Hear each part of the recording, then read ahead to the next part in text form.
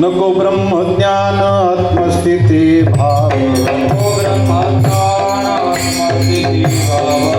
ब्रह्मज्ञान आत्मस्थिती भाव, हे भक्त तू देव ऐसे कर,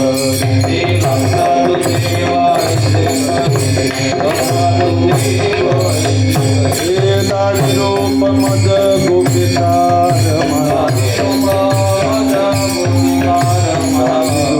मद गोपिकार मना, हे उदी चरणावरी माता,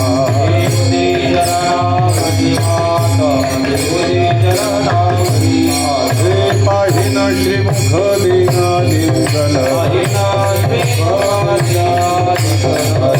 श्रीमुख दीना निंदन, निंबलोन उतरीन,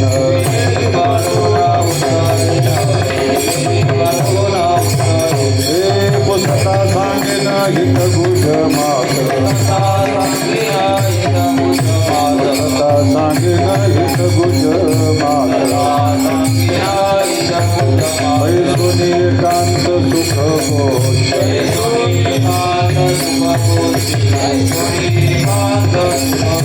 दावी रूप मद गोपिकार मना, दावी रूप मद गोपिकार मना, हे उदी चरणावरी माता,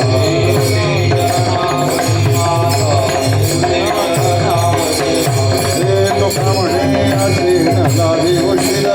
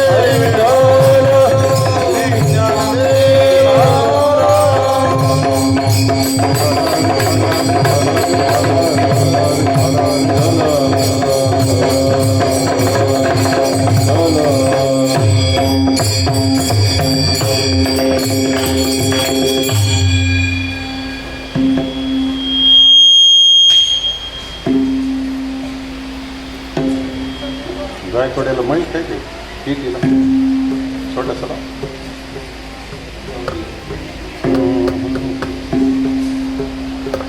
नको ब्रह्मज्ञान नको ब्रह्मज्ञान आत्मस्थिती भाव मी भक्त तु देव ऐसे करी दावे रूपमज गोपी कर्मना ठेव दे चरणावरी माथा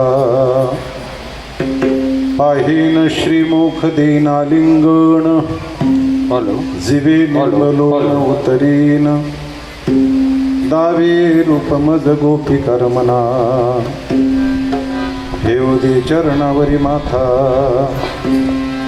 पुसता सांगेन हित गुजमात बैसोन एकांत सुख गोष्टी दावे रूपमज गोपी कर्मना ठेव दे चरणावरी माथा तुका म्हणे यासे न लावी उशीर तुका म्हणे यासे न लावी उशीर माझे आभ्यंतर जाणून या दावे रूपमज गोपी कर्मना ठेव दे चरणावरी माथा विठ्ठला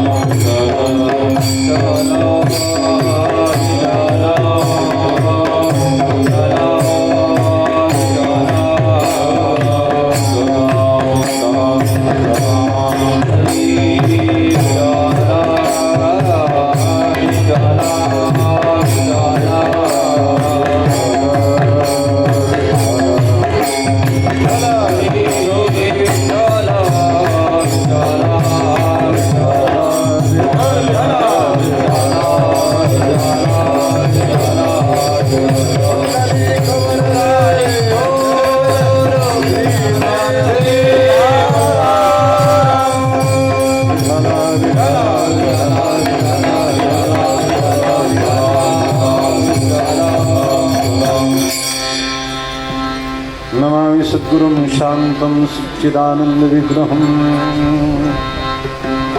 पूर्णब्रह्मपरानन्दम् ईशमानन्दिवल्लभम्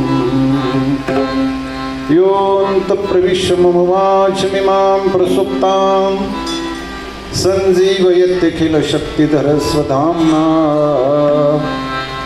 अन्योश्च हस्तचरणश्रवणत्वगादि प्राणान्नमो भगवते पुरुषाय तुभ्यं दक्षिणे लक्ष्मणो यस्य वामे तु जनकात्मजा पुरतुर्मारुतिर्यस्य तं वन्दे रघुनन्दनं पांडुरंगा करू प्रथम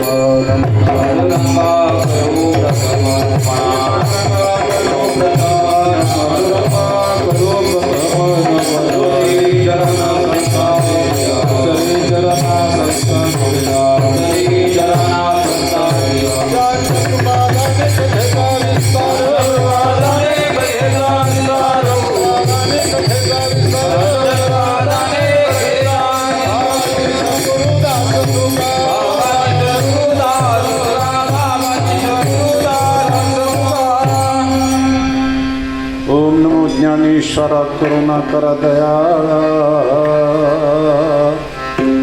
तुमचा अनुग्रह राबलो पावन झालो चराचरी निकळा कुसरी काहीच नेने बोलतो वचने अतिभारिका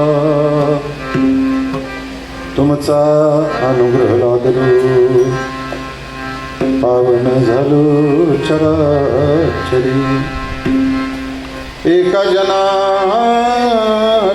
तुमचा दास त्याची आस पुरवावी तुमचा अनुग्रह लादलो पावन झालो चराचरी हे तुकाराम तुकाराम हे तुकाराम तुकाराम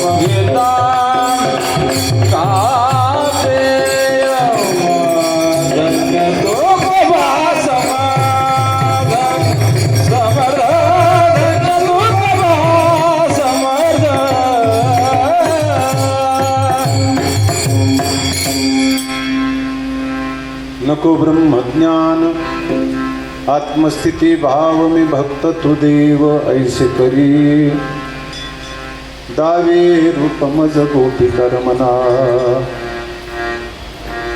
ठेवू दे चरणावरी माथा.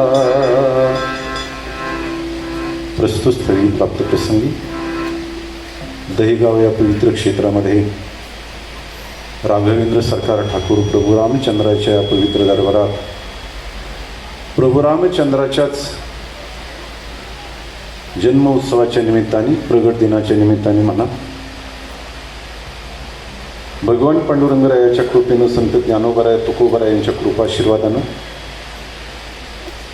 सर्व महाराज मंडळी आमचे आळंदीकर महाराज मृदांगाचार्य माझ्याबरोबर आलेले पाय मोडलाय पण पाय लांबून का होत नाही चाललेले आमचे अनिकेत महाराज सांगोनी PT मास्तर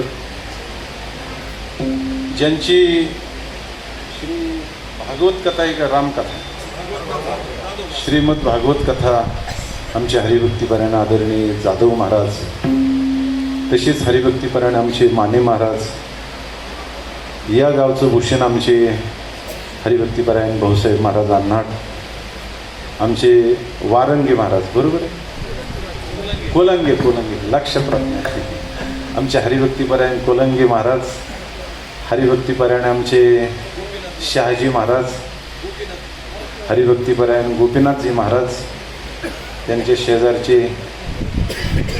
भरत महाराज आमचे मच्छिंदर महाराज अनिरुद्ध महाराज सर्व महाराज मंडळी तुमची नावं घेतलीत असं समजा. आणि आज कार्यक्रमाला आवर्जून उपस्थित असलेले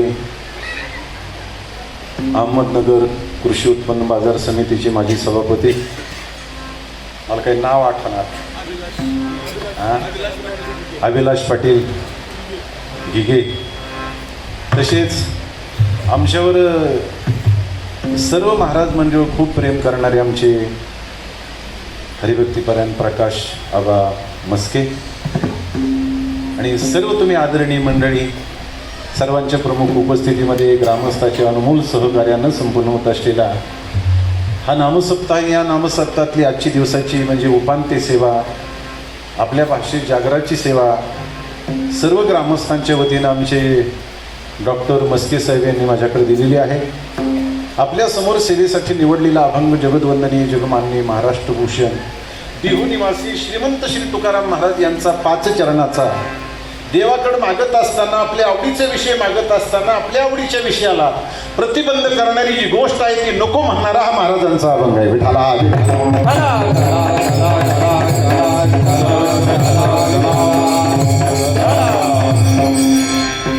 आताच भोयरे पठारवरून आलेले आमचे आंबाशेठ आणि आमचे अंकुश महाराज तुम्हालाही धन्यवाद. विठाला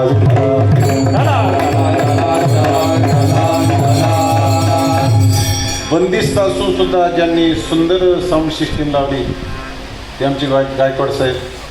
तुमचं नाव नाही घेतलं तर घोटाळा घालतात म्हणून मी आवर्जून घेतलं. विठाला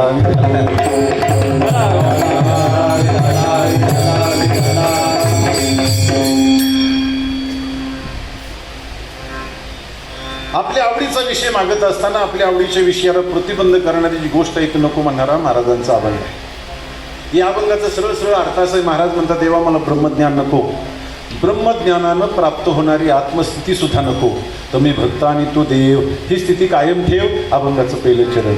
महाराज म्हणतात देवा तुला माझं मागणं मान्य असेल तुला देव राहायचं असेल आणि मला भक्त ठेवायचं असेल तर तुझं मूळ निर्गुण निराकार रूप तुला सोडावं लागेल. तुला सगुण साकार रूपात यावं लागेल आणि ज्या वेळेला तुला सगुण साकार रूपात यायचं त्यावेळेला भक्त संत रूप घेऊन माझ्यासमोर उभं राहशील. मला अजिबात चालायचं नाही. ते रूप मला दाखव ज्या रूपाला पाहून गोपिका रमल्या रममान झाल्या कृतार्थ झाल्या धन्य झाल्या. ते रूप जर तू मला दाखवलंस तर त्या रूपाच्या चरण कमळावर मी माझं मस्तक ठेवील. अभंगाचं दुसरे चरण. पुढे महाराज म्हणतात देवा असं रूप घेऊन आलास तर ते श्रीमुख मी पाहील, त्या रूपाला आलिंगन देईल. एवढंच नाही, या जीवाचं निम्मलोन करून त्याच्याहून ओवाळून टाकील. अभंगाचं तिसरं चरण. पुढे महाराज म्हणतात, असं रूप घेऊन आलास आणि एकांतात बसून हिताच्या गुजाच्या 4 गोष्टी जर तुम्हाला विचारल्यास तर मग मी तुला सांगेन अभंगाचं 4थं चरण. आणि शेवटच्या चरणात महाराज म्हणतात, देवा माझ्या अंतकरणाची तळमळ, माझ्या अंतकरणाची ओढ, माझ्या अंतकरणाची व्यथा जाणून ते रूप दाखवण्याविषयी अजिबात विलंब करू नको. हे अभंगाचं शेवटचं चरण. विठ्ठला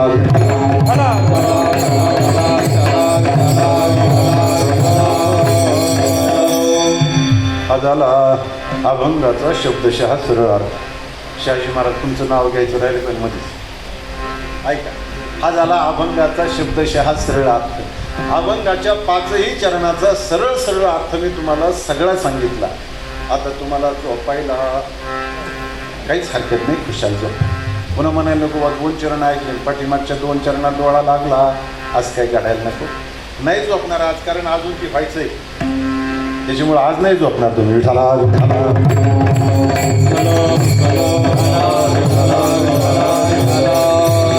पण ऐका, एवढे ना अभंगाचा अर्थ झालाय असं नाही आहे.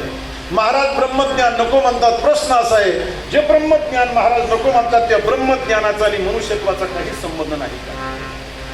जे ब्रह्मज्ञान महाराज नको म्हणतात ते रस्त्यावर पडलेलं आहे का? जे ब्रह्मज्ञान महाराज नको म्हणतात ते सहजासहजी मिळतं का? आणि जे ब्रह्मज्ञान महाराज नको म्हणतात त्या ब्रह्मज्ञानाला आध्यात्मिक जीवनात काहीच फल नाही का? विठाला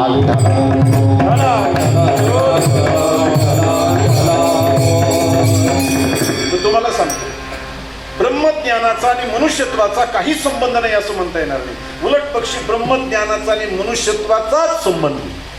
मला सांगा, मनुष्यत्व हे आकारानं सिद्ध होतं की ज्ञानानं होतं? 2 हात, 2 पाय, 2 कान, 2 डोळे, 1 नाक म्हणजे माणूस, ही माणसाची व्याख्या नाही. मनुष्यपण तरी साधी नारायण, नाही तरी हीन पशुहुनी. किंवा नाथ महाराज वर्णन करतात, पाहुनिया मनुष्यपणा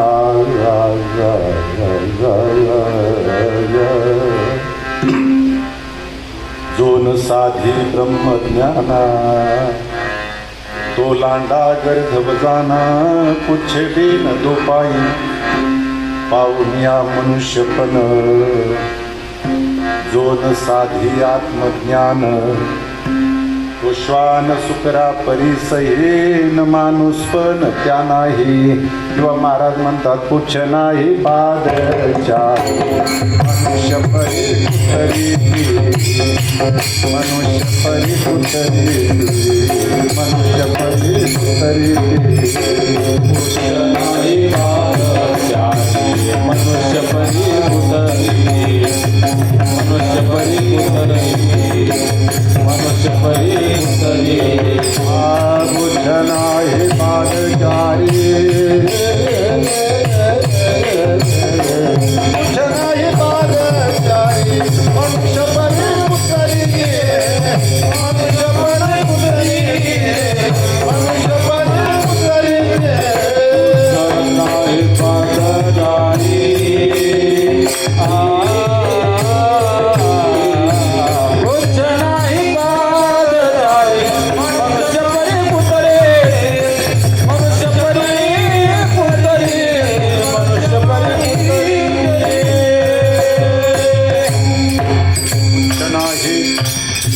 जारी.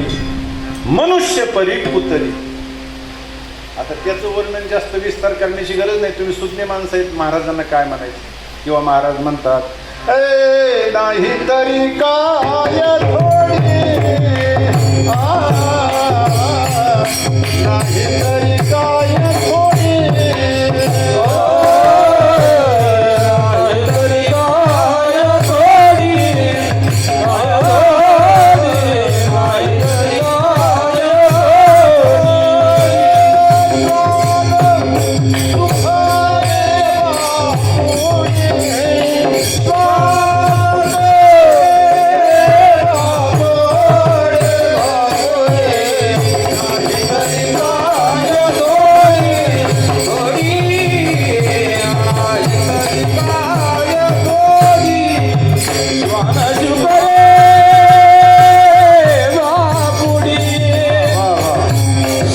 शुभरे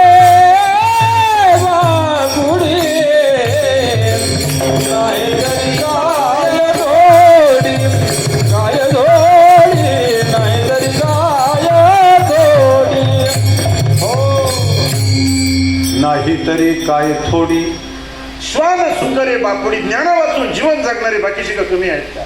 शास्त्रकार सांगतात आहार निद्रा भय मैथुनीचो सामान्य मेतत पशुवीर नरानाम ज्ञानेन त्रिशाम विको विशेषो ज्ञानेन हीन पशुवी समाना. ज्ञाना वाचून जीवन म्हणजे पशुवत जीवन आहे माझं. मी मनुष्य आहे असं नुसतं मनुष्यत्वाचं ओझ वाहिल्यानं मनुष्यत्व सिद्ध होत नाही. मग ओझ ती वाहतात, ओझ आपणही वाहतो. ओझ्याचा अर्थ त्यांनाही कळत नाही आणि आपल्याला जर कळत नसेल तर त्यांच्यात आणि आपल्यात काय फरक झाला? एखाद्या गाढवाच्या पाठीवर ओझ आहे, तुम्ही त्याला विचारलं गाढव सरकार तुमच्या पाठीवर जे ओझ आहे त्याच्यात कोणती वस्तू आहे, कोणता पदार्थ आहे? तो म्हणेल तुम्ही हे बघा मला हे सांगा त्याच्यात काय आहे. हे जर मला कळालं असतं तर लोक मला गाढव कशाला म्हटले असते. जरा कडक झाले. ऐका, एका मालकाची 2 गाढव होती. एकाच्या पाठीवर कापसाचा बोत होता आणि एकाच्या पाठीवर मिठाची गोणी होती. ऐका, हकत चालला होता. ज्याच्या पाठीवर मिठाची गोणी होती ना त्याचं ओझही जास्त होतं आणि तब्येतही उदबत्ती छाप होती. आणि ज्याच्या पाठीवर कापसाचा बोत होता ना ओझही हलकं होतं आणि तब्येतही स्ट्रॉंग होती. मग हे कापसाच्या बोतावाला गाढव मिठाच्या गुणीवालीच्या पुढं चालायचं. त्याला विचारायचं तब्येत बरी आहे ना, हातपाय तर दुखत नाहीत ना, थंडी ताप तर नाही ना, ओझं तर झालं नाही ना, कंबर तर गळून आली नाही ना, चिकन गुन्ह्याचा तर काही त्रास नाही ना, करोना तर झाला नाही ना. तो म्हणला सगळं होतंय पण आता करतो काय? आणि चालता चालता एक नदी लागली. ऐका, शेवाळ्याला खडक लागला. ते गळून गेलेलं बिचारं मिठाच्या गुणीवालं गाढव त्या खडकावर गेलं. त्याचा पाय घसरला. ते गाढव पाण्यात पडलं. पडल्यानंतर मिठाची गोणी भिजली आणि तिचं ओझं डबल झालं. म्हणा ना हा तरी काही हाच म्हणतात मग. अहो मिठाची गोणी भिजल्यानंतर ओझं डबल होईल का? अहो विरगळून गेलं मीठ, मोकळीच गोणी त्याच्या पाठीवर आली. ते धडपडून उठलं आणि कापसाच्या बोतावाल्याच्या पुढं चालायला लागलं. त्याला विचारू लागलं तब्येत बरी आहे ना, हातपाय तर दुखत नाहीत ना, थंडी ताप तर नाही ना, ओझं तर झालं नाही ना, कंबर तर गळून आली नाही ना, चिकन गुन्ह्याचा तर काही त्रास नाही ना. ते म्हणला ते सगळं बाजूला राहू दे, तू मोकळा कशानं झाला हे पहिल्यांदा सांग. ते मला काही नाही पाण्यात पडल्या ना. थांब मला मी रेवस जाऊन येतो. अहो गाढवच ना ते गेलं ना रेवस, गेलं असं डोहात बसलं, पुन्हा नाही उठलं. विठाला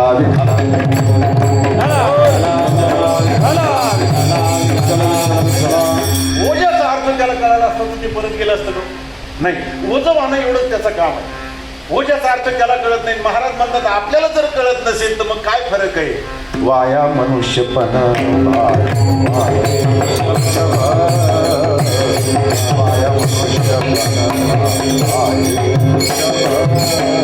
वाया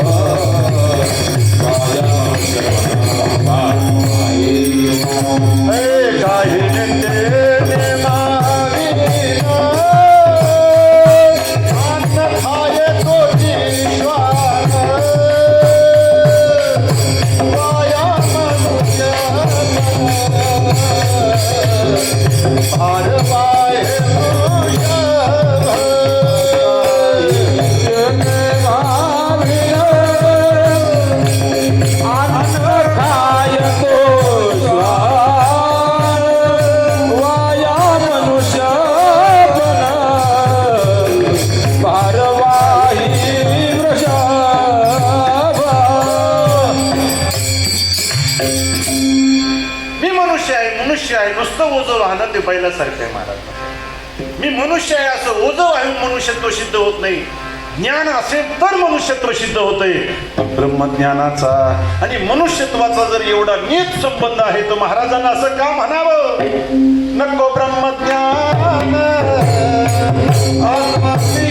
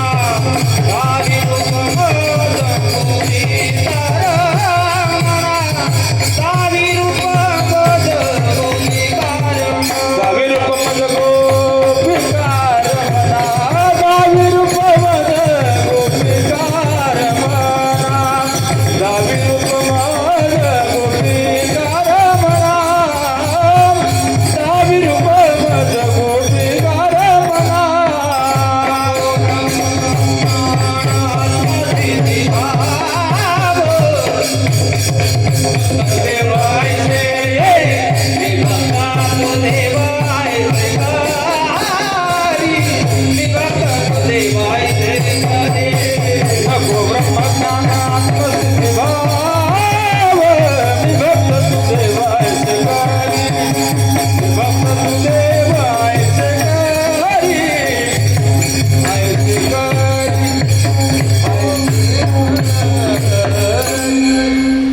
नको ब्रह्मज्ञान एवढं महत्वाचं आहे तरी महाराज नको म्हणतात. माझा दुसरा विकल्प असा होता जे ब्रह्मज्ञान महाराज नको म्हणतात ते रस्त्यावर पडलेलं आहे का. गाजर गवत जसं कुठेही उगवतं, बेश्रमाची झाडं कुठेही लागतात, येड्या बाबळीला उतालाय, तसं ब्रह्मज्ञान कुठेही मिळतं का? नाही.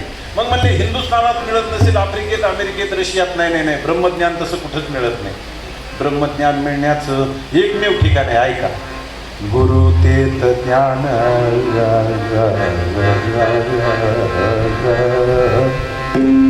ज्ञानी आत्म दर्शन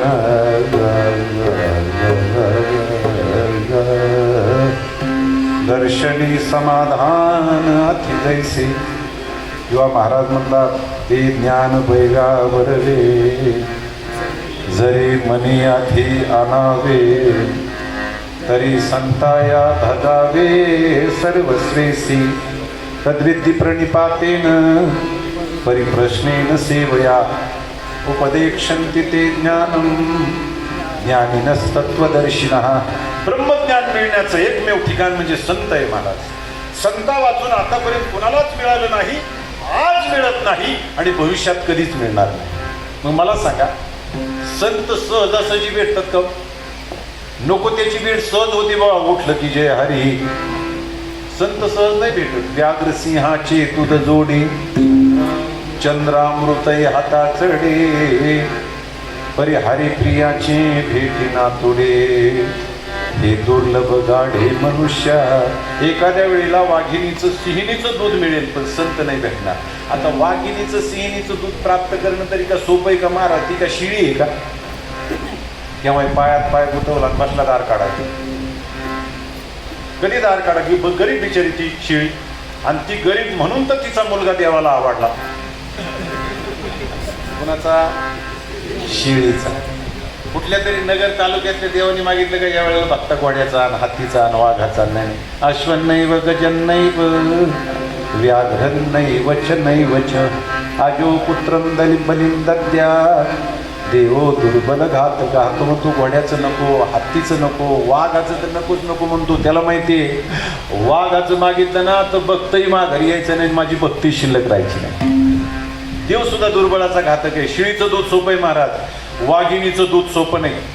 वाघिणीचं दूध प्राप्त करण्यासाठी छत्रपती शिवरायासारखा एखादा शूरवीर पुरुष असावा लागतो, आणि वाघिणीचं दूध साठवण्यासाठी स्वर्ण पात्र असावं लागतं. तुम्ही जर्मनचं, स्टीलचं, पितळाचं, तांब्याचं, चांदीचं भांडं घेऊन गेला तर चालेल? नाही.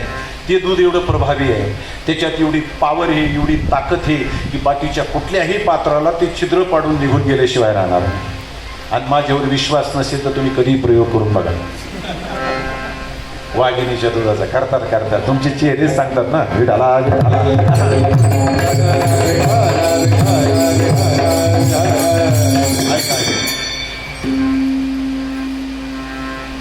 वाघिणीचं सिंहिणीचं दूध दुर्लभ आहे, अवघड आहे, पण एखाद्या वेळेला ते मिळेल. संत नाही भेटणार.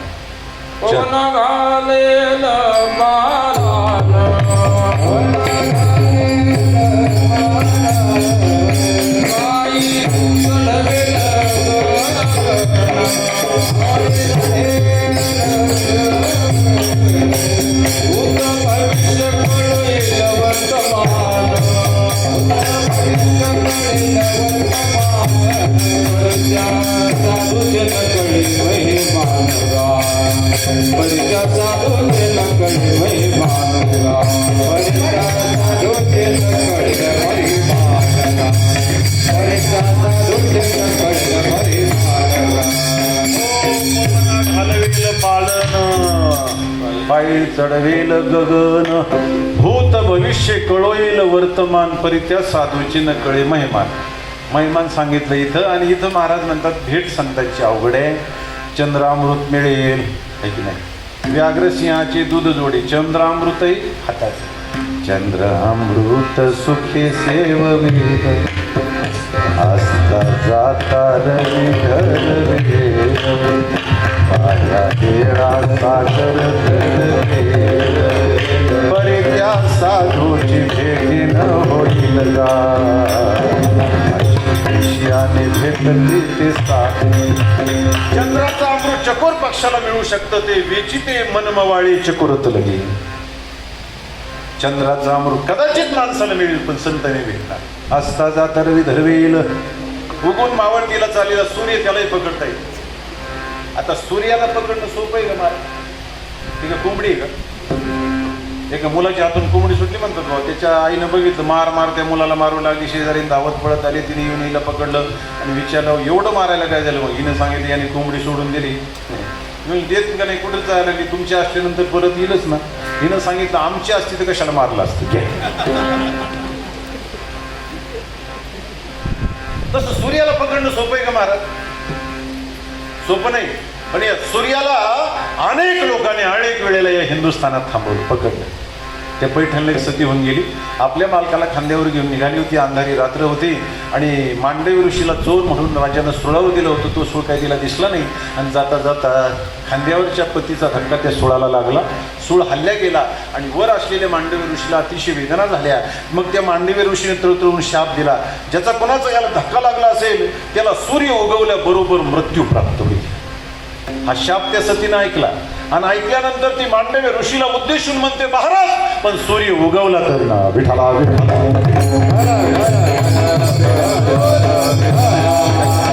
सूर्याच्या उगवण्याने माझे मालक जाणार असतील तर मी त्याला उगू देणार नाही. तुम्ही इतिहास वाचा. तिनं सूर्याचं उगवणं थांबवलं. त्या रामायणात एक प्रसंग आलाय. लक्ष्मणाला शक्ती लागली. राघवेंद्र सरकार ठाकूर प्रभू रामचंद्राच्या श्रेणीमध्ये हाहाकार उडाला. विवंचना सुरू झाली की लक्ष्मणाच्या जखमेवर औषध कोण सांगेल? त्यावेळेला बिभीषणानं सांगितलं महाराज अतिशय सुज्ञ वैद्य आहे पण तो शत्रू पक्षाला हे आपल्याकडे येईल की नाही प्रश्न आहे. प्रभू रामचंद्र म्हणतात बिभीषणा वैद्याला शत्रू मित्र नसतात रे. रोग्याचा रोग बरा करणं एवढं त्याचं कर्तव्य असतं. तेवढ्यात बिभीषणानं सांगितलं त्या हनुमंतानं सांगितलं बिभीषण महाराज त्याला येण्याची नका काळजी करू. फक्त त्याचा ॲड्रेस द्या. त्याला आणायचं काम माझं. यांच्याकडून पत्ता घेतला आणि यांनी उड्डाण केलं. त्यांच्या दवाखान्यासमोर उडी मारली. बेल वाजवली. आता बेल वाजवल्यानंतर डॉक्टर लोक रात्रीची बहुतेक उठतच नाहीत. पण हे पेशंट काय तसं माघारी जाणार नव्हतं. त्यांनी आरोळी ठोकली. तो म्हणला तू बाहेर येतो का मी आत येऊ? मला वेगळंच पेशंट येऊ. ते बाहेर आला. मला काय काम आहे? तो म्हणला रामाचा बंधू लक्ष्मण त्याला शक्ती लागलेली आहे आणि त्याच्यावर उपचार करण्यासाठी तुम्हाला यायचं. ते मला नाही जमायचं. ती मला का? ते मला ते भाजपचा मी राष्ट्रवादीचा. ते म्हणला हे तर इथंच कारण सांगायला लागले.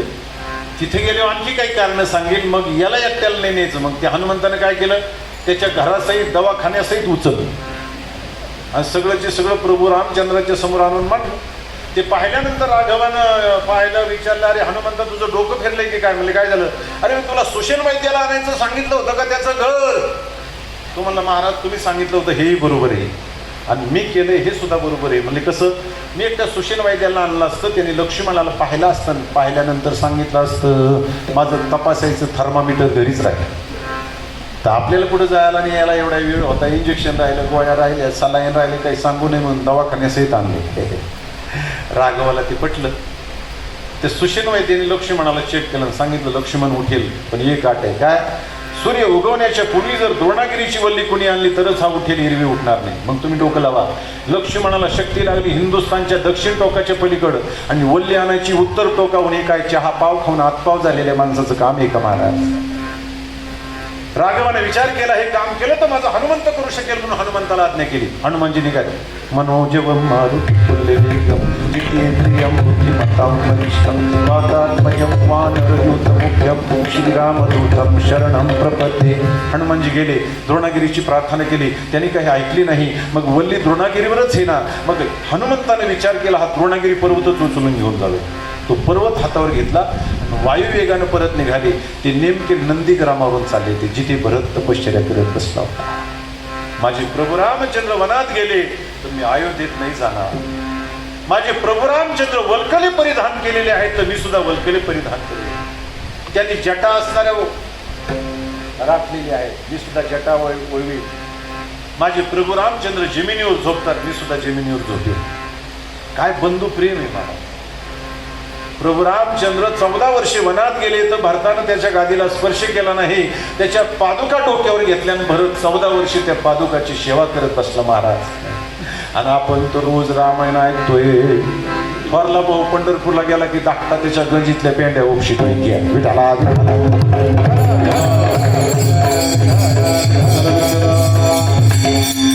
हे आपलं राम आहे.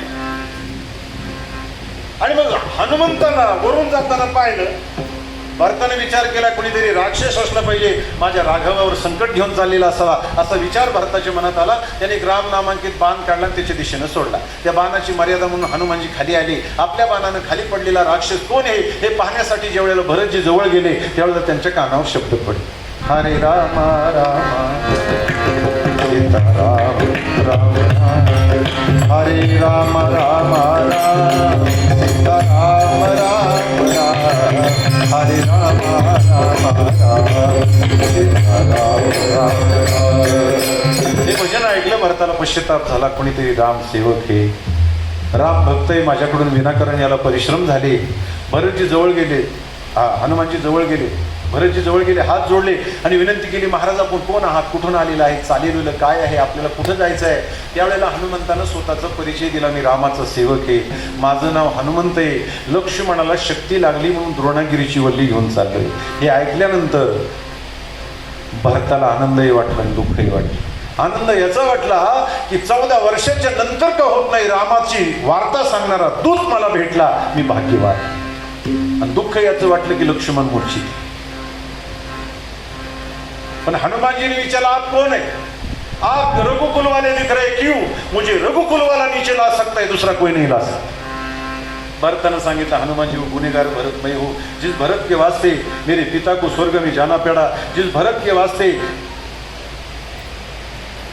प्रभू रामचंद्र वनात यावं लागलं, भरतासाठीच माझ्या आईला वैधव्य प्राप्त झालं. हा गुन्हेगार मी जर जन्माला आलो नसतो, त्या घटना घडल्या नसत्या. त्यावेळेला हनुमंतानं खाली वाकलं आणि भरताचं दर्शन घेतलं. सांगितलं, भरतजी आप गुनेगार नहीं है, आप संत है. क्यों? जब राघव सोते हैं तो राघव के ओठ हिलते हैं. प्रभू रामचंद्र झोपेत त्यांचे ओठ हलतात. का हलतात ओठ म्हणून एका दिवशी त्यांच्या ओठाला कान लावला. त्यावेळेला प्रभू रामचंद्र झोपेत भरत भजन करत होते, ए मेरे भरत, ए मेरे भरत, अरे भगवान जिसका भजन करते हैं वो ही जगत में संत है. विठाला.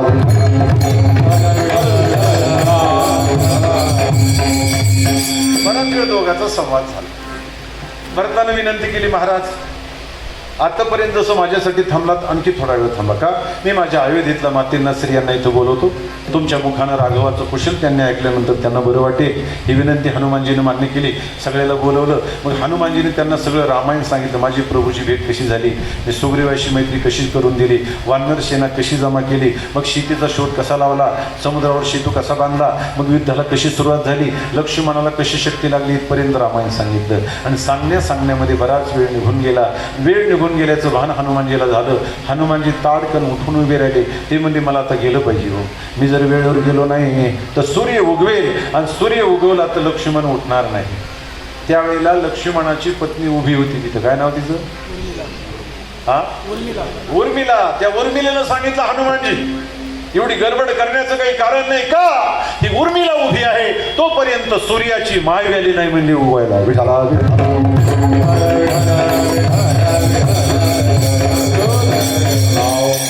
असता जाता रवी धरवेल. सूर्याला थांबवता येईल पण संत नाही, संत भेट नाही होणार. बाया हिळा सागर तरवे. आपल्या बाहुबलानं एवढा असलेला समुद्र पाहता येईल. आता समुद्र म्हणजे का वीर आहे का नदी आहे का नाला आहे? समुद्र म्हणजे समुद्र आहे. पण वीर सावरकरासारखे त्यालाही अपवाद ठरले महाराज. नेमजसीने परत मातृभूमीला सागरा पान तळमळला. नेमजसीने परत मातृभूमीला सागरा पान. तसं आपल्या वारकऱ्यामध्ये तशा ही कविता आहे, पण एका महापुरुषाचं वर्णन आहे म्हणून म्हणतो. नाही तर ते म्हणायचे आपल्यात तशी परवानगी नाही. बहिणाबाईचे काय कविता, अरे संसार संसार जसा तवा तुझ्यावर आधी हातालाच मध्ये मिळते भात. अरे संसार संसार खोटा कधी म्हणू नये, मंदिराच्या कळसाला लोटा कधी म्हणू नये. अरे संसार संसार जसा तवा तुझ्यावर आधी हाताला चव्हाणची भात.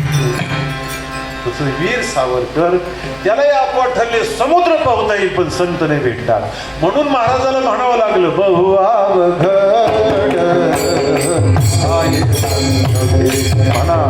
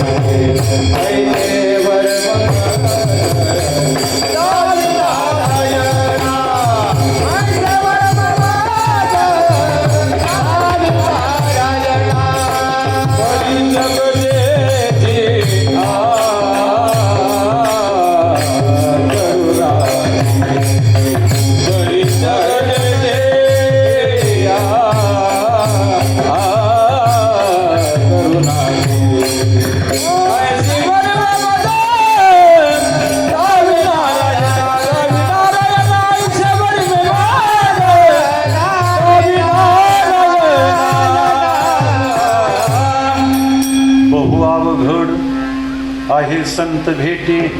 संत भेट बहु अवघड, अति अवघड आहे. शास्त्रकारानं 3 गोष्टी दुर्लभ सांगितल्या. दुर्लभम त्रयमैवैतत् देवानुग्रह हेतुकम मनुष्यत्वम मुमुक्षुत्वम महापुरुष संश्रय. पहिल्यांदा नरदेह दुर्लभ. दुर्लभो मानुषे देहो देही नाम क्षणभंगुरा तत्रापि दुर्लभम मन्ये वैकुंठ प्रिय दर्शनम नरदेह दुर्लभ जाना शतवर्षाची गणना त्यामध्ये दुःख यातना. तुम्ही आठवा मधुसूदन तुम्ही वासुदेव वासुदेव म्हणा. नरदेह दुर्लभ आहे, त्याच्यापेक्षा दुर्लभ आहे मुमुक्षुता. मुमुक्षुता कशाला म्हणतात? मोक्षाच्या इच्छेला मुमुक्षुता म्हणतात. ज्यांना ज्यांना नर शरीर मिळाले त्या सगळ्यालाच मोक्षाची इच्छा होते का? नाही. हजारो माणसामध्ये लाखो माणसामध्ये एखाद्याला होते. भगवान म्हणतात मनुष्यानां सहस्रेषु कश्चित् यतति सिद्धये यततामपि सिद्धानां कश्चिन् मां व्यक्ती तत्वतः. हजारो माणसात लाखो माणसात एखाद्याला इच्छा होते आणि इच्छा झालेल्यांना सगळ्याला संत भेटतात असं नाही. एखाद्या भाग्यवंताला संताची भेट होते. मग ऐका, संत भेट सगळ्यात दुर्लभ. संत भेटणं दुर्लभ, भेटले तरी ते कळणं दुर्लभ, कळाले तरी त्यांची सेवा घडणं दुर्लभ, सेवा घडली तरी ती आपल्यावर प्रसन्न होणं दुर्लभ आणि प्रसन्न झाल्यानंतर मग आपल्याला ब्रह्मज्ञान देणं त्याच्याही पेक्षा दुर्लभ असताना महाराजांना असं का म्हणावं? ए नको ब्रह्मज्ञान आत्मस्थिती भाव,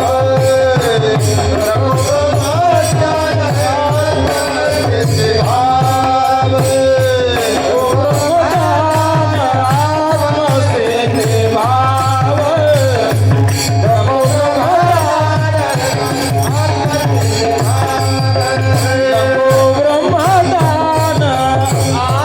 आत्मस्थिती भाव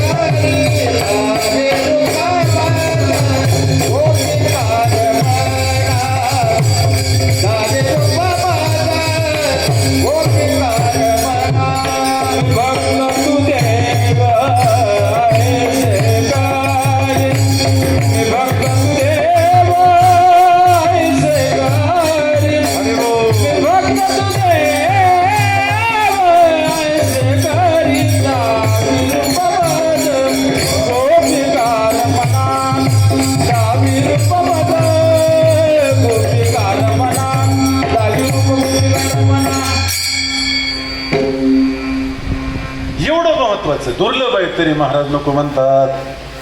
माझा तिसरा विकल्प असा आहे, जे ब्रह्मज्ञान महाराज नको म्हणतात ते सहजासहजी मिळतं. उठला पत्त्याच्या गावावरून बसला ब्रह्मज्ञान ऐकायला, झालं ब्रह्मज्ञान, असं नाही घडत महाराज. ज्याला ब्रह्मज्ञान व्हायचे त्याचं मल विक्षेप नावाचे दोष गेले असले पाहिजे. आवरण नावाचा दोष ज्याच्या चित्तात आहे आणि त्या आवरण निवृत्त्यर्थ जो साधन चतुष्टय संपत्तीवान आहे तो ब्रह्मज्ञानाचा अधिकारी आहे.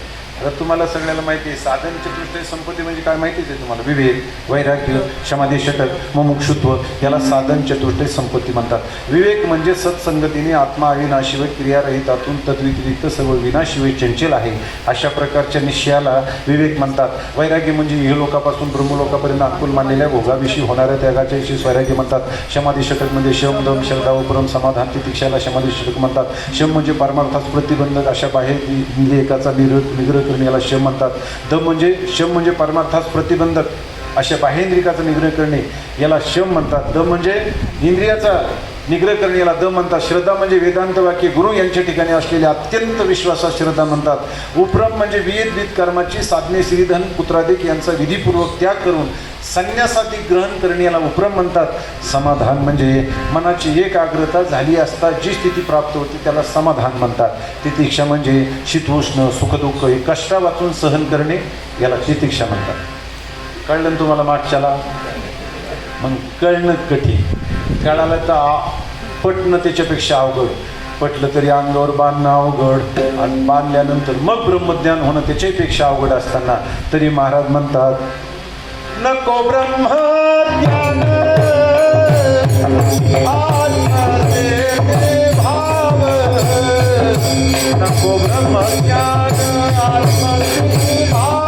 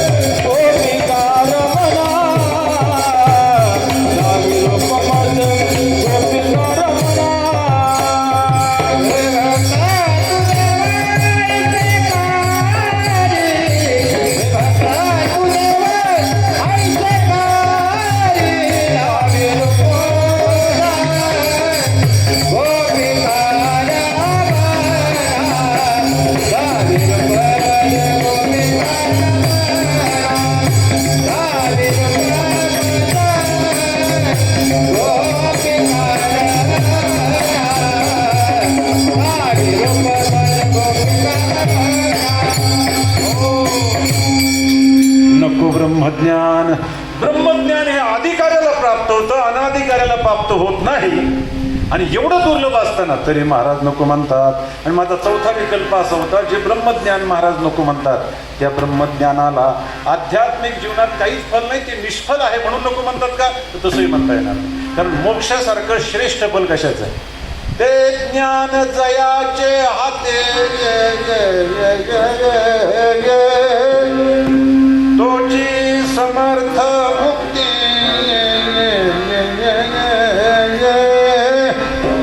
जैसा शतमख संपत्ती स्वर्गीची. मोक्ष कुणाला मिळतो? मोक्ष कशाचं फल आहे? ज्ञानाचंच फल आहे. ज्ञानदेव तू कैवल्यम इति शास्त्रीषु बिंबिमा.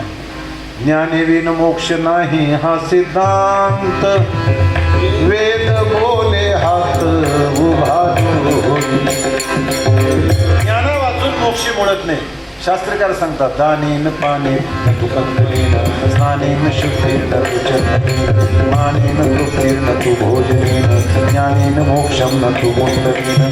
शास्त्रकार सांगतात हाताची शोभा कशात आहे. हस्तस्य भूषणं दानं सत्यं कंठस्य भूषणं हस्तो पवित्रो दान पुण्यं पादो पवित्रो तीर्थयात्रा कंठ पवित्रो नामघोषो हृदय पवित्रो ब्रह्मनिष्ठा. शास्त्रकार सांगतात हात दानानं पवित्र होतात. हात कशाने शोभतात.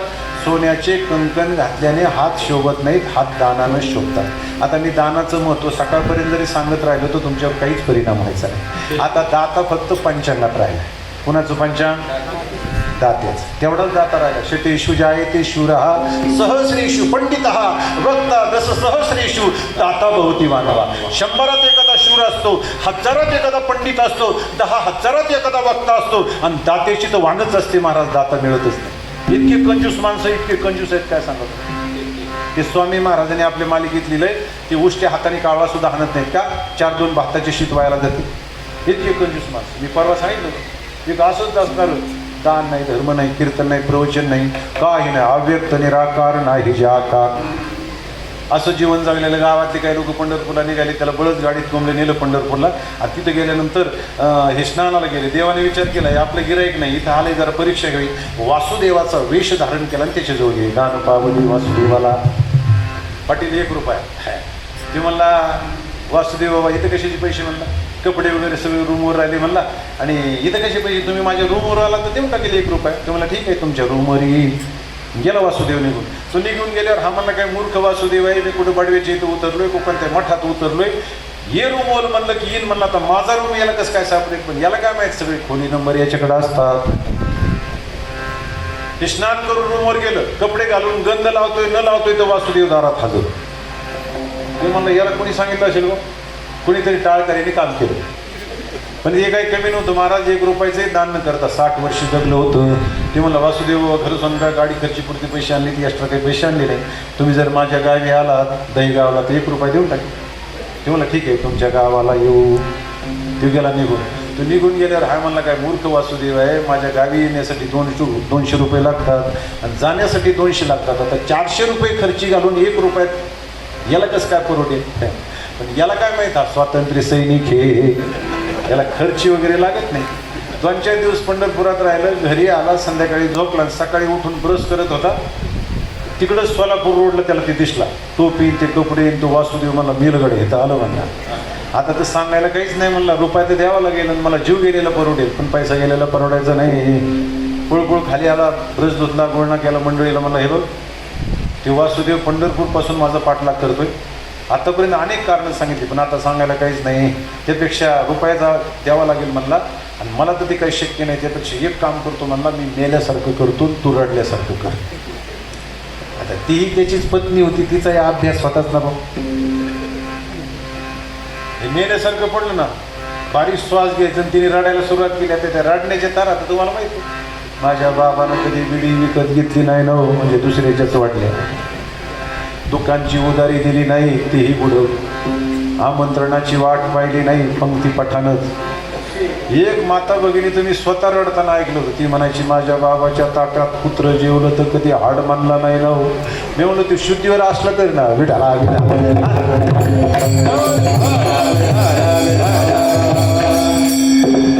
तिने आरडाओरडा केला. शेजारी पाजारी जमले, अर्धा गाव जमला ना. अर्धा गाव जमीपर्यंत वासुदेव दारात आला.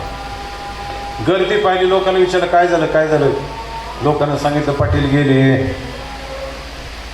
वासुदेव म्हणला अरे अरे वाईट गोष्ट झाली. म्हणला असला उदार आत्मा मी हिंदुस्थानात पाहिला नाही.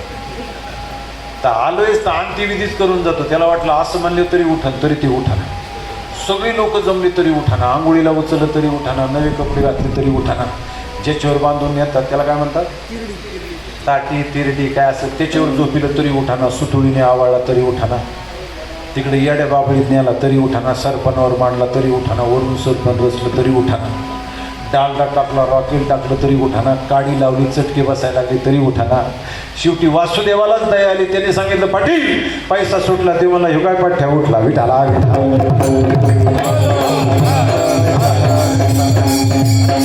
रुपयासाठी मरायला तयार होतात. त्यांना दानाचं महत्व सांगून दाने का पे हात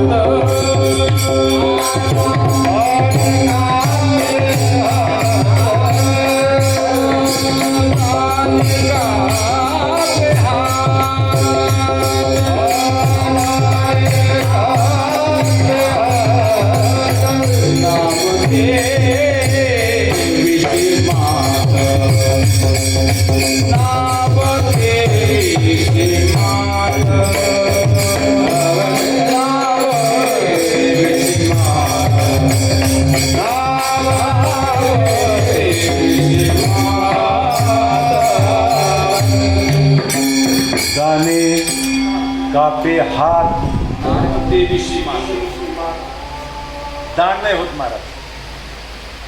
तरी कसंही असो पण हाताची शोभा कशात आहे? दानात आहे. दानेन पाणी पुढे आहे का? स्नानेन शुद्धी शरीराची शुद्धी कशाने होते? गोपीचंद लावलेलं. गोपीचंद लावले म्हणजे गोपीचंदाच्या विरोधातले असं नका समजू. गोपीचंद लावत जा, रोज लावत जा, अवश्य लावत जा, पण आंघोळ करून लावत जा. नाही तर सकाळीच उठला आणि गोपीचंदाचा पट्टा ओढला, चार चौकात जर जाऊन बसला तर लोक म्हणतील बा ज्या अर्थी यांनी गंध लावलेला आहे त्या अर्थी यांनी स्नान केलं असलं पाहिजे असा लोकांचा गैरसमज होईल. पण त्यानं शरीराची नाही शुद्धी होणार. शरीराच्या शुद्धीसाठी कशाची गरज आहे? स्नानाची गरज आहे. म्हणून शास्त्रकार सांगतात शतम विहाय भोक्तव्यम सहस्रम स्नानमाचरेत लक्षम विहाय दातव्यम कोटीन त्याक्त्वा हरिं भजेत.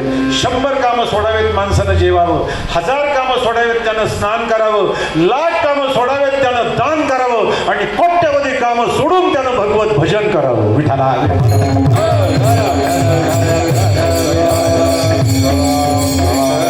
शरीराची शोभा कशात आहे? शुद्धी. स्नानेन शुद्धी ऐका न तू चंदनेन पुढे ऐका मानेन तृप्ती न तू भोजनेन.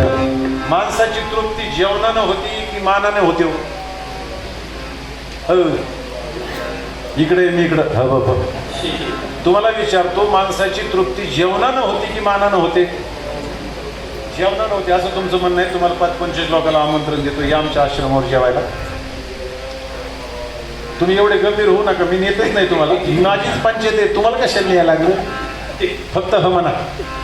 तुम्हाला 25 लोकांना नेलं, पंचपक्वानाचं जेवण तुम्हाला वाढलं, तुम्ही जेवायला सुरुवात केली. वदनी कवळ घेता नाम घ्या श्री हरीचे सहज हवन होते नाम घेता फुकाचे जीवन करे जीवित्व अन्न हे पूर्ण ब्रह्म उदर भरण नोहे जाणे जे यज्ञ कर्म. पाणी फिरवलं, तुम्ही सुरुवात केली जेवायला, अर्धे जेवण तुमचे होत आले आणि मी मधीच विचारलं कसं काय झालंय स्वयंपाक? तुम्ही वा काय गुलाबजामून, काय जिलबी, काय आलूवडा, काय बटाटवडा, काय खमण ढोकळा, काय पुरी, काय भाजी, काय बासुंदी. मला खा. बापाच्या घरी खाल्लं होतं का असं? तुमची तृप्ती होईल. नुसत्या जेवणानं तृप्ती होती. कुणी सांगितलं तुम्हाला महाराज? 4 गोष्टी अशा आहेत याने आतापर्यंत कुणीच तृप्त झाला नाही, आज होत नाही आणि भविष्यात कधीच होणार नाही. धनेषु जीवित्वेषु श्रीषु भोजन वृत्तीषु अतृप्ता मानवा सर्वे याता यास्यनी यांतीचे. धन किती मिळवा, टाटा व्हा, बिर्ला व्हा, दालमिया व्हा, आता सगळ्यात श्रीमंत अदानी का कोणतरी आहे ना ते व्हा. सगळा हिंदुस्थान जरी एकाच्या नावावर केला तरी त्याची तृप्ती होणार नाही. धनानं कोणाची तृप्ती होत नाही म्हणा. धनेषु जीवित्वेषु. किती दिवस मनुष्य जगला तरी जगण्याविषयी तृप्ती होत नाही. कुणाला मारा वाटतं? कुणाला मारा वाटतं? हात वर करा. 2 मिनिटात आपण त्याचं काम करू. मी एकटा नाही, आपण सगळे मिळून करू. मराव कुणालाच वाटत नाही महाराज. काही माणसं म्हणत असतात माझी चिठ्ठी कुठे लपली काय नून, माझं दप्तर सापडे ना काय नून. ती मरायसाठी नसतात म्हणत, घरातल्या माणसानं ऐकावं ना आपल्याला जपावं म्हणून म्हणत असतात. मराव कुणालाच वाटतं. किती दिवस जगला कोणीतरी जगण्याविषयी तृप्ती नाही. आपलं आयुष्य थोडं आहे. उदंड आयुष्यवाले माणसं अरे म्हणा शोक करीशी किती हे तव वायाची धनसंपत्ती आयुष्य भविष्य नाही तुझे हाती हे आधी आतली जाय झाले एक अर्बुद 60 कोटी रेखा 30 लक्ष 10 सहस्र लेखा 7 शते 9 मास मापा तया हिरण्य कशप. हे उदंड आयुष्यवाले माणसं नाव ते आपण बघून घ्या तुम्ही. जगण्याविषयी तृप्ती नाही. श्री संगतीत कुणी किती दिवस राहिला कोणाची तृप्ती झालेली नाही, होत नाही. रावणाला किती पत्नी होत्या? 80 सहस्र कामिनी जयासी. शितेवातून काही पडलं होतं का? पण तो तरी त्याची तृप्ती नाही झाली. तो इथं असणारा पंचवटीत आला आणि सीतेसाठी मरावं लागलं त्याला. जाऊन द्या, तो तरी इथलाच आहे. इंद्राला काय कमी आहे? अमृतगिरी सिंहासन ऐरावतासारखे वाहन राजधानी मोहन अमरावती महासिद्धीची भांडारे अमृताची कोठारी जे गावी खिल्लारे कामधेनूंची वळगे देव पायिका सैन्य चिंतामणीच्या भूमिका विनोद वनवाटिका सुरतरूंच्या गंधर्वगात गाणी जे थर अंबे आयशानातनी उर्वशी मुख्य विलाशिनी अंतुर्या तुलोत्तमा मेनका उर्वशी सारख्या आशा आहेत. काय कमी आहे त्याला? इथं आईलेसाठी काही याची गरज होती का? पण तृप्ती नाही होत महाराज. स्त्रीविषयी तृप्ती नाही. मनुष्य किती दिवस जेवला तरी तृप्ती होत नाही. कुणाचं 70 वर्षाचं 80 वर्षाचं वय आहे काही काही माणसाचं. 2 वेळेला 3 वेळेला 4 वेळेला आपण जेवत आलो. कधी विचार केला का वयाची 80 वर्ष झालं मी जेवतोय, बस उद्यापासून जेवण बंद, कुणी म्हणते का? सकाळी किती जेवलं तर संध्याकाळी विचारतो झाला का स्वयंपाक? एक पंक्तीला गेलो, गुलाबजामुनची पंगत होती, वाढणारा तोंड ओळखीचा होता, 5-25 गुलाबजामुन त्याला वाढले, त्याने 5-25 वडले. 26वा वाडा आला, मग ती ठेवू नका, जास्त होईल, आग्रह करू नका. पण आग्रह करणारा जास्त आग्रह होता, कारण त्याला काही घेणं देणं नव्हतं, पंगत तिसरीचीच होती. मग त्याने असणारा 26 वय ठेवला, याने 26 वय उचलला. 27वा वाढायला आला ना, त्याने पात्रच मुरगळून पाठीमागे धरलं, मला नाही जमायचं, जास्त झाले, आग्रह करू नका. पण आग्रह करणारा जास्त आग्रही होता, त्यांनी 27वा गुलाबजामुन फळच त्याच्या तोंडात घातला. 27वा गेला ना, पहिले 26 घेऊनच माघारी आला, नो एंट्री म्हणला, चला परत. इतके गुलाबजामू खाल्ले होते महाराज, केलं तर गुलाबजामू दिसायचे. इतके खाल्ले तरी संध्याकाळी म्हणतो झाला का स्वयंपाक? गुलाबजामू जिंदीत असलं काही नको म्हणतो, साधं भाजी भाकरी का विठाला.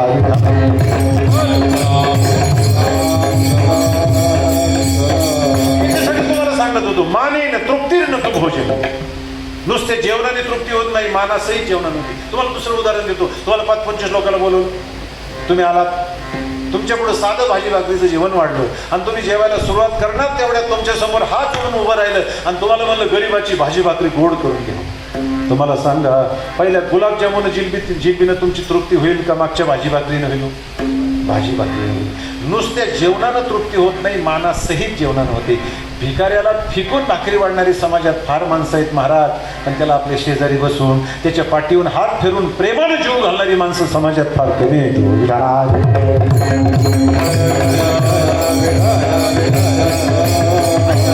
आणि सगळे याच्यासाठी सांगितलं, मानेन तृप्तीर्न तू भोजनेन ज्ञानेन मोक्षम न तू मुंडनेन. मोक्ष कशाने मिळतो? ज्ञानानंच मोक्ष मिळतो.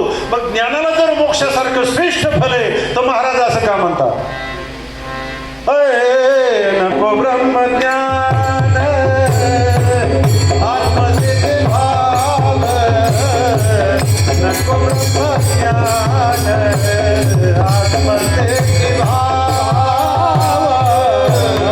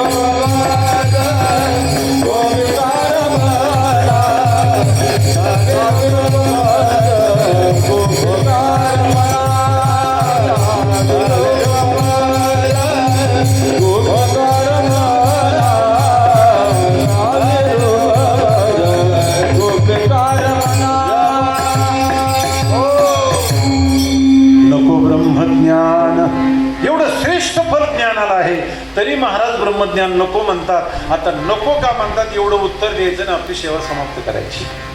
मग का म्हणतात महाराज ब्रह्मज्ञान नको? त्याचं पहिलं उत्तर हे आहे, महाराजांना ब्रह्मज्ञान प्राप्त आहे म्हणून नको म्हणतात. सर्वात्मक पण माझे हिरोनी तो कोण, देवा ब्रह्मज्ञान माझं स्वरूप आहे, तू देण्याची गरज नाही म्हणून नको ब्रह्मज्ञान. कल्पना करा, तुम्हाला जवळचं दिसतं, लांबचं दिसतं, मोठं अक्षर वाचता येतं, छोटं अक्षर वाचता येतं, आणि एखादे डॉक्टर तुमच्याकडे आले, सांगू लागले, भाऊसाहेब तुमच्या डोळ्याचं ऑपरेशन करतो, कमी खर्चात करतो आणि तुम्हाला चांगली नजर देतो, असं जर डॉक्टर तुम्हाला म्हटले तर तुम्ही काय म्हणाल? जागे असाल तर काहीतरी म्हणाल ना. तुम्ही सांगा, डॉक्टर तुम्ही नजर देण्याची गरज नाही, ती मला पहिलीच प्राप्त आहे, त्याचं उत्तर आहे. म्हणून प्राप्त आहे म्हणून नको म्हणतात. दुसरं नको म्हणण्याचं कारण सवृत्तिक ब्रह्मज्ञान नको म्हणतात. ऐका, अहम देहास्मी हे अज्ञान आहे आणि अहम ब्रह्मास्मी हे ज्ञान आहे. अहम देहास्मी या वृत्तीचा बाद अहम ब्रह्मास्मी या वृत्तीने होतो, पण अहम देहास्मी वृत्तीचा बाद केल्यानंतर अहम ब्रह्मास्मी वृत्ती सुद्धा संपली पाहिजे. कारण अहम देहास्मी वृत्ती जेवढी बाधक आहे ना तेवढीच अहम ब्रह्मास्मी वृत्ती सुद्धा बाधक आहे. थोडक्यात सांगू का, अज्ञान जेवढं बाधक आहे ना तेवढं ज्ञान सुद्धा बाधक आहे. आणि त्याच्यावर भागत नसेल ते एक उदाहरण सांगतो. चला, हाय आपले 10-5 मिनिटं आहे. एक शेतकरी शेतात वेडा करायला गेला. थोडासा पाऊस पडलेला, शिलीफत चप्पल पायात आणि चिखल झाला आणि शिलीफत चप्पल पायात असल्यावर काय होतं तुम्हाला माहिती आहे? पाय इकडं चप्पल तिकडं, दोघांची गाठही नाही भेटही नाही. आणि इकडे बघता बघता याच्या येड्या बाबळीचा 2 इंच काटा याच्या पायात फोडला. मोठ्याने ओरडला. याच्या संप्रदायाप्रमाणे काय म्हणायचे ते म्हटलं. तुम्ही म्हणाल संप्रदायाप्रमाणे म्हणजे काही माणसं सुख असो वा दुःख असो देवाचं नाव घेतील, काही काही कधीच घेणार नाही. स्नानाला बसले, पाण्याचा तांब्या अंगावर वाचले, केशव माधव गोविंद हरार गंजी म्हणाल का हार करे का? नाही नाही, इकडून तांब्या वाचला आग ग ग ग ग म्हणेल आणि इकडून वाचला आग बाय बाय बाय, तिसरंच म्हणेल, पण ही जात देवाचं नाव नाही घेणार. तसं याच्या संप्रदायाप्रमाणे काय म्हणायचं ते म्हटलं. ऐका, एका सुळ्या बाबळीचा काटा घेतला आणि प्रयत्न करून करून पायातला काटा काढला. ऐका, पायातला काटा काढला. आता या काट्याने पायातला काटा काढल्यानंतर याचं काम संपलं की नाही? संपलं. टाकायला पाहिजे, त्याग करायला पाहिजे, फेकून द्यायला पाहिजे. पण हा जरा सुपीक डोक्यात होत. ते मला काय सांगू आता, काट्याचे उपकार, तुझे उपकार काय सांगू म्हणलं. बाबा तुझ्यामुळे माझ्या पायातला काटा निघाला, तुझ्यामुळे मी दुःखमुक्त झालो. तुला कधीच विसरायचो नाही, कधीच विसरायचो नाही म्हणला, कधीच विसरायचो नाही म्हणला. 2-3दा कपाळाला लावला आणि खिशात ठेवला. असा नेहरू शर्ट होता, खिशात ठेवला. संध्याकाळी झोपला. काटा या बाजूला होता, या अंगावर झोपला होता. मग झोपेत माणूस कुस बदलतच ना. अहो कुसच काय, माणसं झोपेत घरची घर बदली ती विधाला विधाला.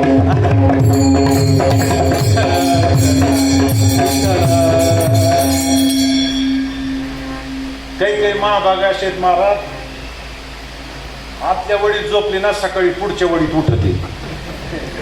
काही काहीची झोप अशी पूर्व पश्चिम झोपली ना सकाळी दक्षिण उत्तर. काहीची झोप अशी उस जागेवर गोल फिरत जणू खुरवत धरली. एक देव बाप्पा या गावात दुसऱ्या गावाला सत्यनारायणाच्या पूजेसाठी निघालेले. चैत्र वैशाखाचा महिना, कडाक्याचं ऊन पडलेलं, सूर्य आग बघत होता. नको नको झालं तर सावलीची गरज भासत होती. आणि मग एवढ्यामध्ये आंब्याचं झाड दिसलं, गर्द सावली दिसली. ऐका, देव बाप्पा तिथं गेले, पिशवी उशाखाली घेतली झोप. पण योग असा त्याच रस्त्याने नावी दादात निघालेले. त्यांनाही दहाव्याचा कार्यक्रम दुसऱ्या दिवशी जाऊन उरकणार नव्हतं, पण ते आदल्या दिवशी निघाले. तेही उन्हाने व्याकुळ झाले होते. त्यांनाही सावलीची गरज भासत होती. तेवढे सावली दिसली, जुडी दादा दिसला.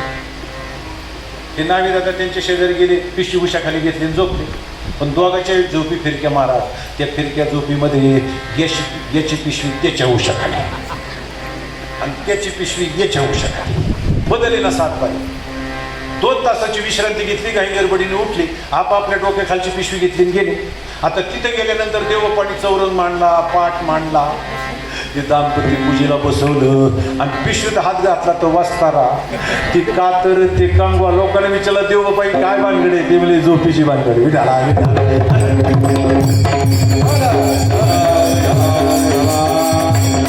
जाऊ दे, मूळ मुद्द्यावर या. ज्याच्या खिशात काटा होता ना त्याने कूस बदलली. कूस बदलल्याबरोबर काट्याने प्रताप दाखवला. पायातला काटा 2 इंच होता, पण बरगडीत 2.5 इंच फोडला.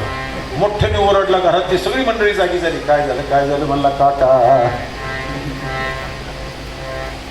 आमची मस्के डॉक्टरकडे नेलं. ती नव्हती, आता नाही त्यांचा दवाखाना, पण नेलं. ते म्हणले इथं नाही जमायचं, यांना नगरला जाऊ. नगरवाल्याने पाहिलं. ते म्हणले एवढी अद्ययावत मशिनरीची सोय नाही, यांचा काटा काढायचा असेल तर यांना पुण्याला जाऊ. पेशंट पुण्याला नेले.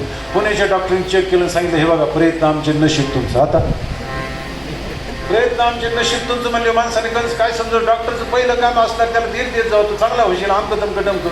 मी तर असं ऐकलं एका पेशंट ऑपरेशन थिएटरने मध्ये नेत असताना डॉक्टर त्याला विचारत होते तुझी शेवटची इच्छा काय, तुझी शेवटची इच्छा काय, तुझी शेवटची इच्छा काय. त्यानं सांगितलं माझी शेवटची इच्छा आहे, मला वाटतं दुसऱ्या डॉक्टरकडे जावं. विठाला विठाला.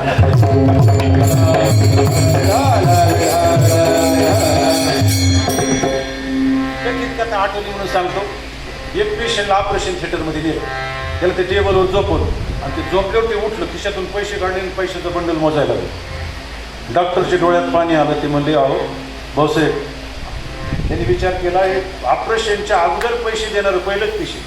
ते म्हणले भाऊसाहेब पैशाची काही काही नाही म्हणला, मला नंतर दिले तरी चालतील. ते म्हणलं की पैसे देतच नाही. म्हणजे मग तुम्ही मला भूल देणार आहेत ना, त्याच्या पूर्वी मोजून ठेवतोय म्हणलं. आता पैसे कुठे डॉक्टर घेत असेल काय लोक चालली ती तुम्हाला कधीच का त्या आठवलीहून एक मतदानाचा दात दुखत होता. तर डॉक्टरकडे गेला, पण डॉक्टरने चेक केलं. ते म्हणला तुमचा दात काढावं लागेल, दात दुखत होती, दाढ काढावं लागेल. तो म्हणला औषध गोळ्या नाही जमायचं, म्हणजे नाही जमायचं. काढा म्हणला. त्याला झोपवलं, त्याला काय भूल द्यायची ती दिली. सुरुवातीला समोरचा एक दात काढला, तो काढला, त्याच्या शेजारचा काढला, आणि तिसरा काढायला लागले. ते पेशंट म्हणलं डॉक्टर दाढ काढायची हे काय करता? ते म्हणले अरे रस्ता तर करू दे. विठाला विठाला.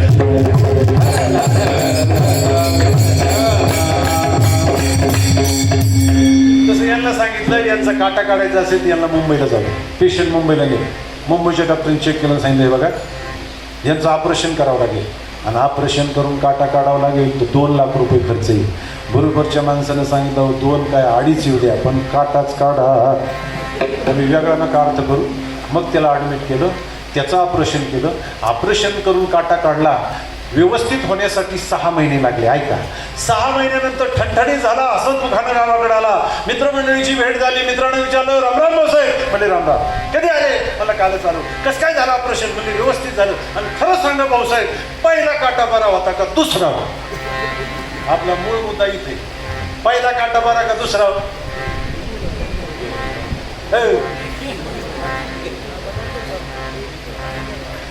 अहो पहिला तरी काटा आणि दुसरा तरी काटाच. तशी अज्ञानाची तरी वृत्तीच आणि ज्ञानाची तरी वृत्तीच आहे ना. विठाला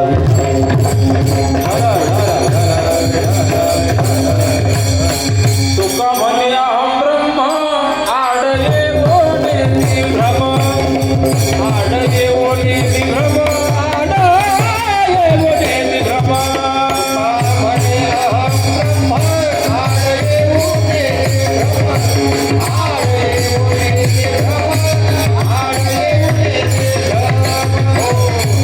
म्हणे अहम ब्रह्म आड येऊन भ्रम. तो सुद्धा भ्रमच आहे. पण अज्ञानाची वृत्ती जेवढी बाधक तेवढी ज्ञानाची वृत्ती सुद्धा बाधक. पण ते सवृत्ती ज्ञान आहे ना, ते मला बाधक आहे. म्हणून महाराज म्हणतात नको ब्रह्मज्ञान आत्मस्थिती भाव, मी भक्त तू देवायुष्य कर विठोपार.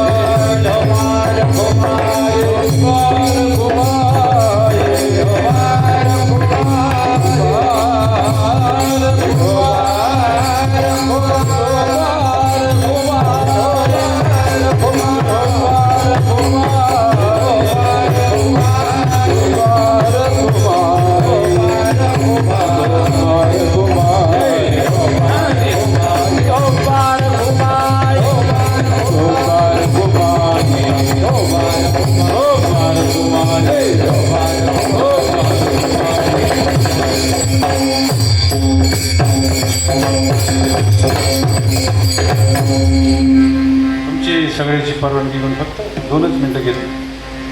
अभंगाची संगती लावून संबोध. महाराज म्हणतात तेव्हा मला ब्रह्मज्ञान नको, ब्रह्मज्ञानानं प्राप्त होणारी आत्मस्थिती सुद्धा नको. तर मी भक्त आहे, तूच देव राहा. आणि माझी मागणी तुम्हाला मान्य करायची असेल तर देवा एक काम करा, तुला ज्या वेळेला तुझं निर्गुण निराकार रूप तुला सोडावं लागेल, तुला सगुण साकार रूपात यावं लागेल. आणि ज्या वेळेला तुला सगुण साकार रूपात यायचं त्यावेळेला भक्त सत्य रूप घेऊन माझ्यासमोर उभं राहशील. मला अजिबात चालायचं नाही. ते रूप मला दाखव. कोणतं? अभंगाच्या 2ऱ्या चरणात.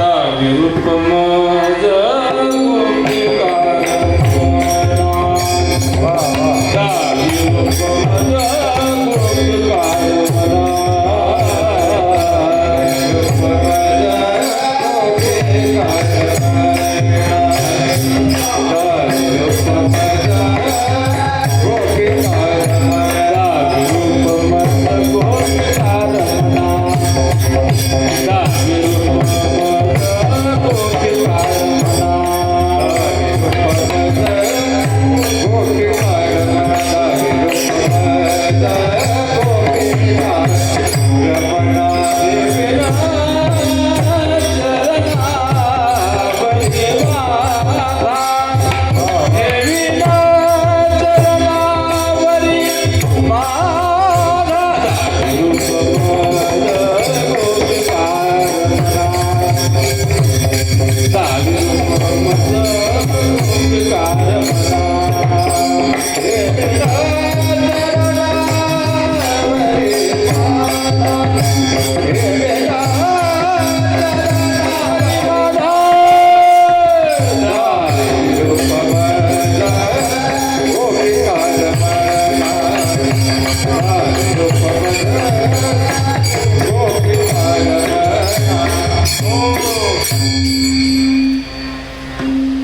दावे रूप गोपिका रमणा. महाराज म्हणतात गोपिका ज्या रूपाला रमल्या ती रूप मला दाखव. किती रमले? भगवान म्हणतात मज गोपिकेंची कोण कोडी, त्यांच्या प्रेमाची जाती चोखडी, या लागी मज त्यांची आवडे आती गाडी उठवा. खूप ज्या काय सुंदर होती तिच्या प्रेमाची मज प्रीती. राधा प्रार्थिनी वनाप्रती काय निशाशक्ती लागुनी, काय भक्ती केली गोळी त्यांनी, काय सोळी की ओळी त्यांची उचिष्ट कवळ वेगळी. त्यांची प्रेम सन्मेळी बुलत पांडवाच्या बाचिनी काय लागे, त्यांचे संकटी सोशी आणली. ही सुदाम्याच्या पाया लागे काय त्याचे निपांगी पांगलो. मिन लागता कोणाची कवडी, अर्जुनाची धुतशे घोडी, धर्मा घरी उचिष्ट गाडी मजा आवडी प्रेमाची. विठ्ठला रमले कोणत्या सिद्धासाठी, साधकासाठी, मानवभावासाठी, संतासाठी, कुणासाठी कधी देव रडत नाही. पण गोपिकेची आठवण झाल्याबरोबर एवढा मोठा परमात्मा आंबरडा फोडून ठेवतो. भगवान परत येतो एवढं गीत सांगून गोपिकेला गेला आणि उद्धवाला पाठवलं. हे गोपिका अशी आहे महाराज, तिने जेवण केलं नाही, भगवान गेल्यापासून अन्न सेवन केलं नाही, पाणी पिले नाही, मृतवट्टी पडलेली आहे. कावळ्याला असं वाटलं मृत शरीर आहे. कावळा तिच्या शरीरावर बसला, तिला टोचा मारायला लागला. त्यावेळेस ते गोपिका म्हणते कागा सबतन खाओ, चुन चुन खाओ मांस, हे दोन नयन को मत खाओ, येना काना दर्शन घ्यास. ती म्हणते कावळ्या सगळं शरीर खा रे, माझ्या शरीरात असेल नसेल हे सगळं मांस खा आणि दोन डोळे खाऊ नको का. कृष्ण परत येतोय असं सांगून गेलाय ना, त्याला आल्यानंतर एकदा डोळे भरून पाहू दे, मग हे डोळे तुला बक्षीस देईल. विठाला